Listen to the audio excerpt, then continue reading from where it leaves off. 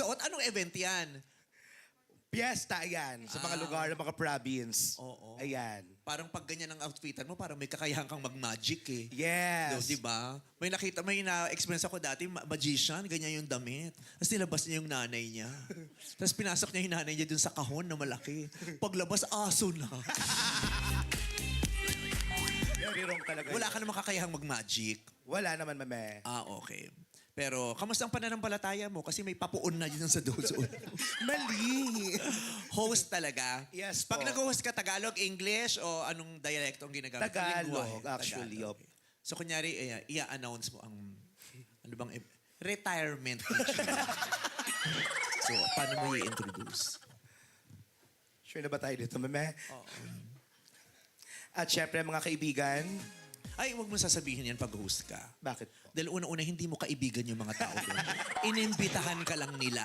Huwag kang magkiklaim na sa mga kaibigan. Kasi magtiting, ha, kilala mo ba yan? Hindi ko naman kaibigan yan. Hindi ko alam ang Facebook niya.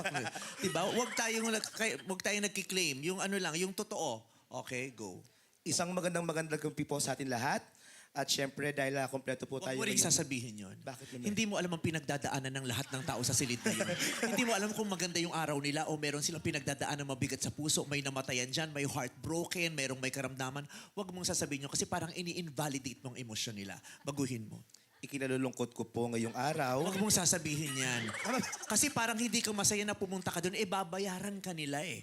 Diba? Sasabihin nung, ay, babayaran na, kinalulungkot pa siya. Yung parang ungrateful ka doon sa kumuha. Baguhin. Isang saktong araw po sa inyo lahat. Ay, wag mo rin sasabihin yan. Kasi may mga tao na kulang sa kanila ang 24 oras para mabuhay. May mga tao naghahabol ng oras. May mga taong sumasalat sa panahon na parang kulang ang 24 oras para maibigay nila ang pangangailangan ng pamilya. Kaya wag mo sasabihin yung sakto. Ini-invalidate mo yung pinagdaanan nila. Baguhin mo. Ay, may feeling ko, ako na lang mag-retired, siya po yung host. Tama. Yun ang pinakamaganda desisyon na naisip mo. Maganda yun.